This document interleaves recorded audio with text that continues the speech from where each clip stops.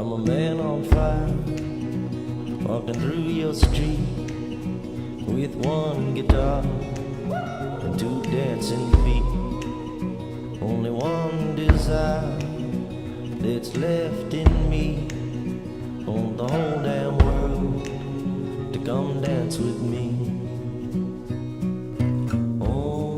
Since 1962, Vail, Colorado has grown from an empty valley to a world-famous ski resort. Over the past 51 years, it has changed from a small, local, purely ski-based haven to a mass industry catering to people of all ages.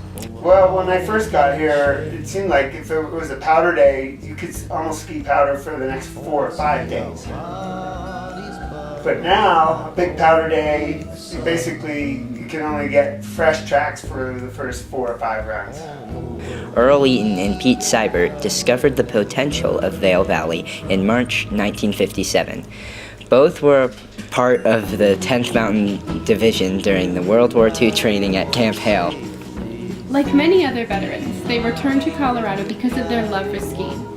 Seibert was injured during the Battle of River Ridge and was told he would never walk again, but this wasn't true as Seibert went on to qualify for the U.S. ski team. Eaton was introduced to skiing by his father.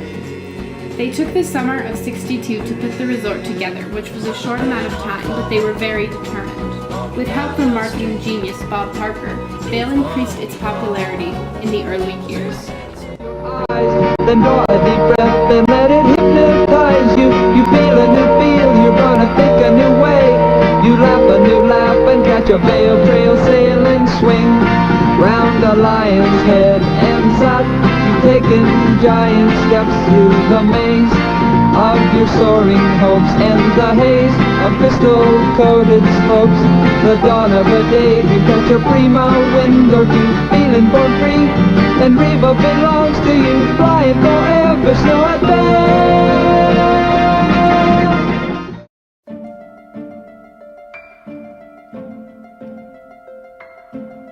On March 26, 1976, cables on the Lion's Head gondola had become frayed and unraveled due to stress, poor design, and weakening on the line.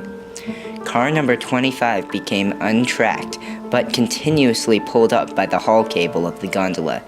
At the next tower, the gondola became jammed and bashed against the pole.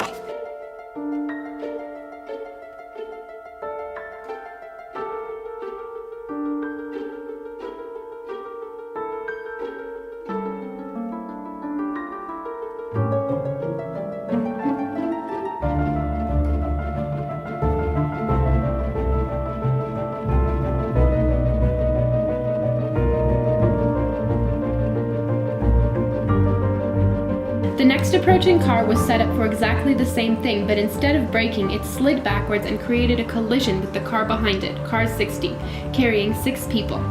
Car 60 was unhooked from the cable, but, different than car 25, still had the heavy metal wheels attached as it fell. The weight of the wheels flipped the car over in mid-air, and upon hitting the ground, the wheels jutted through the roof of the car and severely injured the people within. 1 woman and 2 teenage girls, ages 14 and 19, were killed in the car.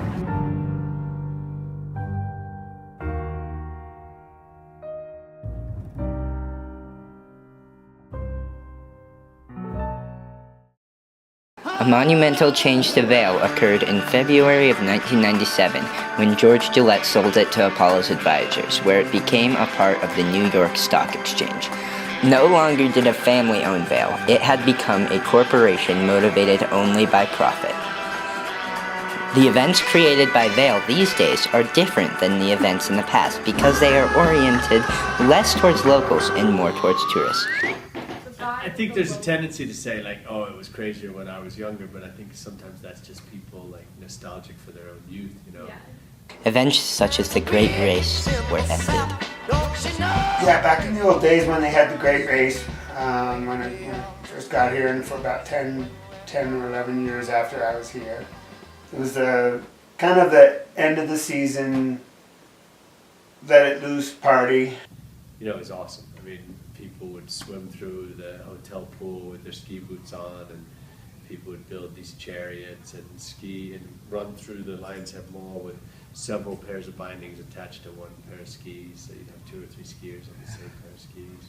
With somebody with telemark skis, would have to come down, and then you would have to lie on the ground and get through an inner tube, and then you would hand a baton off to somebody else who would ride a tricycle with ski boots on. It was just a big day for locals to blow off steam after working all winter, you know.